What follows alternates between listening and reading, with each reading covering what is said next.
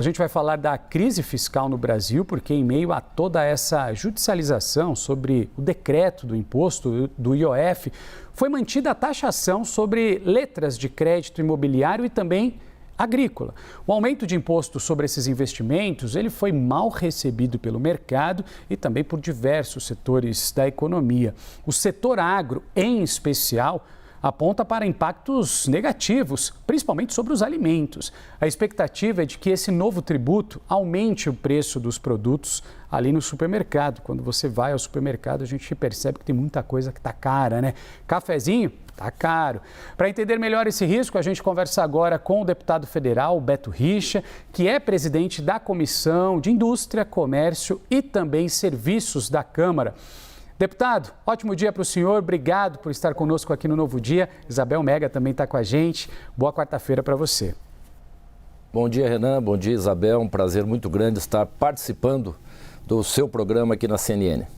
Nosso programa, deputado, tem muita gente aqui fazendo esse trabalho, brincadeiras à parte. A primeira pergunta que eu tenho para o senhor é: qual deve ser o impacto da taxação das LCAs sobre o setor, sobretudo agro, né? Que é um setor que pode ser impactado diretamente. Olha, o impacto, sem dúvida alguma, dito por todos analistas, economistas, especialistas na área do agronegócio no Brasil, é nefasto. É um setor que tem sido a locomotiva da economia nacional. Só lembrar que nas últimas décadas o agronegócio tem salvo a balança comercial brasileira, garantindo superávit. Então, taxar a LCA, que é responsável, salvo engano, por 47% do financiamento da agricultura e da pecuária no Brasil, no que se refere ao crédito privado, é muito ruim para o Brasil.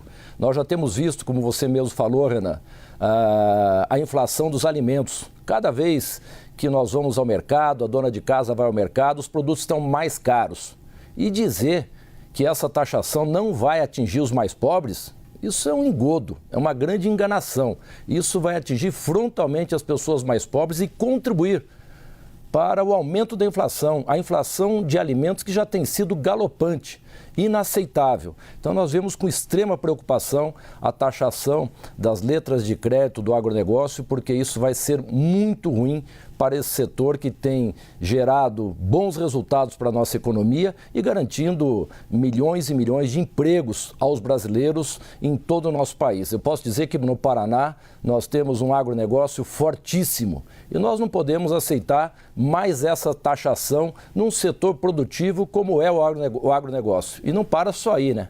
Tem a taxação da LCI também, a letra de crédito do setor imobiliário, que, lembrando, a construção civil é dos segmentos da economia que mais empregam mão de obra. Então é inaceitável, o governo está perdido, está desorientado para fazer frente à gastança desenfreada, acaba enfiando os pés pelas mãos e cada vez mais dificultando o crescimento do Brasil, o desenvolvimento desejável e a prosperidade a todos os brasileiros. Deputado, obrigada por estar aqui com a gente. A gente tem feito rodadas de conversas sobre esse assunto, tentando projetar também próximos passos, né? Estamos numa crise, isso é admitido pelos dois lados dessa crise, mas qual seria o ponto de conciliação na avaliação do senhor? Para quem está assistindo a gente, que está, nossa, eu estou vendo aí notícia de crise atrás de crise, isso aqui está afetando no meu dia a dia de alguma forma, né? É a agenda da economia que não está chegando e que afeta as pessoas.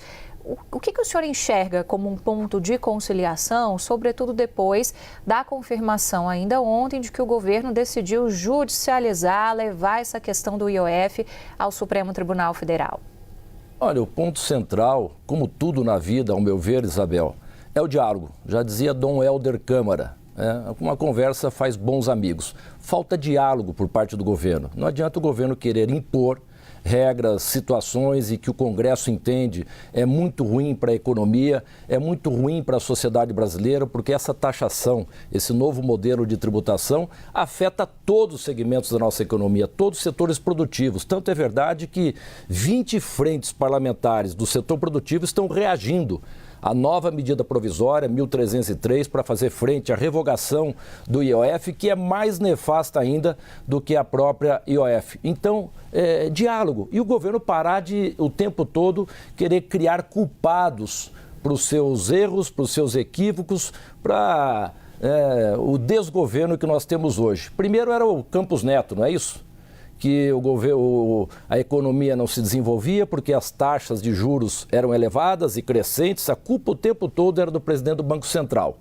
Mas se você for analisar, Isabel, em dezembro, quando venceu o mandato do Campos Neto no Banco Central, a taxa de juros era a Selic, de 12,5%. Hoje é de 15%.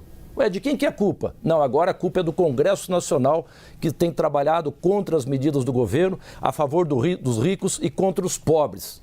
Lembrando que a cada 0,25% de aumento da taxa Selic, nós aumentamos a dívida pública em 13 bilhões e meio de reais. E essa judicialização, no entendimento do Congresso Nacional e de muitos economistas, é indevida. Porque a IOF é um tributo regulatório. Tanto é verdade que ela não se submete ao critério da anterioridade, como todos os demais tributos. Então, sendo um tributo regulatório, o Congresso pode sim revogar através do projeto de decreto legislativo, que foi o que aconteceu recentemente. Então, eu acredito que um bom diálogo, o governo enfrentar os seus problemas, sem o tempo todo querer terceirizar essa situação, eu acho que podemos buscar, desejar da harmonia entre os poderes. O Congresso quer o bem do Brasil. Ali tem parlamentares de diversos partidos e você veja que a derrota foi fragorosa, foi acachapante nessa questão da IOF. Foram 380 e poucos votos contra 98, me parece. Então foi uma diferença brutal. Todos os partidos, exceto o partido do governo, e mesmo assim tem que ver se todos votaram mesmo, são contra, porque entendem que é ruim para o Brasil. Então tem que ter diálogo, tem que ter harmonia, nós queremos o bem do país. Aqui no Congresso Nacional são todos os estados representados, todos os segmentos da nossa economia e o entendimento é praticamente majoritário de que o governo está perdido. Então tem que ter diálogo, tem que ter transparência e, acima de tudo, o governo admitir os seus erros e ter a humildade de procurar, através do diálogo, encontrar os melhores caminhos para destravar a economia, impulsionar a economia. Eu sou presidente da Comissão de Indústria, Comércio e Serviços, que é responsável por 2/3 do PIB brasileiro e emprega 50 milhões de brasileiros. Então, nós temos ali sido vigilantes em relação às propostas que são apreciadas ali, que são aprovadas ou não, audiências públicas, debates e discussões com entidades do setor produtivo para encontrar os melhores caminhos para ajudar o Brasil a se encontrar com o futuro, gerando prosperidade a todos. Deputado, aproveitando, a gente tem trazido ao longo dessa semana rodadas e rodadas de conversas importantes, né, para quem está acompanhando a gente em casa, conectados aqui na CNN. O senhor falou a respeito da gastança. Eu queria ouvir do senhor alguns exemplos práticos que a gente poderia ter para tentar reverter esse cenário, como o senhor mencionava, da gastança, tentar, de certa forma, parar de gastar para seguir num outro rumo. O que o senhor sugere? Qual seria a alternativa? Eu acredito que antes de cobrar um esforço da sociedade, o governo tem que começar dando exemplos. Eu sei porque é possível. Eu fiz no Paraná quando governador. Eu equalizei alguns impostos e ampliei a arrecadação do Estado em 2,5%. Mas eu fiz a minha parte, eu dei o exemplo para cobrar o esforço da sociedade. Eu reduzi gastos e despesas da ordem de 7,5%. Ou seja, cada R$1 arrecadado, nós eliminamos outros R$3 de gastos e despesas. Veja só, o primeiro governo do presidente Lula eram cerca de 32 ministérios. O Lula 2, 36. Hoje são 38 ministérios. É muito ministério. É só ver os países da OCDE, a média são de 15 ministérios. O Reino Unido são 21, a França e a Alemanha são 18, a Argentina, que é o exemplo da América do Sul, e Colômbia são 18, e o Brasil tem 38 ministérios. Não é possível. O presidente Lula dizia que os incentivos fiscais, que agora somam 587 bilhões de reais, era para atender os ricos. Mas o governo encaminhou, está no orçamento lá no Congresso, para esse ano, 587 bilhões de incentivos fiscais. Tem que se fazer urgentemente uma reforma administrativa, diminuindo o tamanho do Estado, enxugando a máquina e buscando a desejada eficiência do poder público, gastos públicos menores, eficiência, políticas públicas, serviços públicos com mais qualidade para atender os brasileiros. Então, enquanto o governo não der o exemplo, cortando na carne, de enxugando a máquina, diminuindo o tamanho do Estado, é difícil você querer cobrar alguma esforço, algum sacrifício da sociedade que não aguenta mais. Hoje nós temos das maiores cargas tributárias do Brasil, 32,5% do PIB representa tributos nesse país. Nós temos a segunda maior taxa de juro real do mundo. Então é só ver os exemplos, os números, e o governo tem que fazer a sua parte, no meu entendimento. Senão não tem moral, não tem credibilidade para apresentar um pacotaço, um tarifaço, como quer fazer agora, prejudicando, é impressionante, todo o setor produtivo e, obviamente, atingindo frontalmente os mais pobres. Conversamos com o Beto Richa, deputado federal, que é presidente da Comissão de Indústria, Comércio e Serviços da Câmara.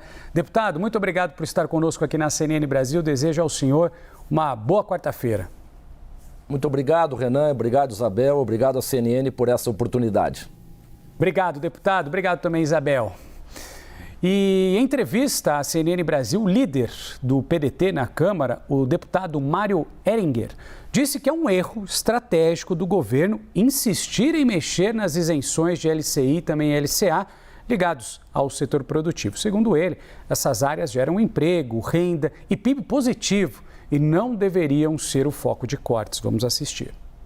Na minha concepção, é um erro estratégico do governo tentar esticar a corda nesse momento. Porque quando você tira esses benefícios para atividades que geram benefício para o Brasil, que geram renda, que geram emprego, que geram produtividade, eu acho que é um erro.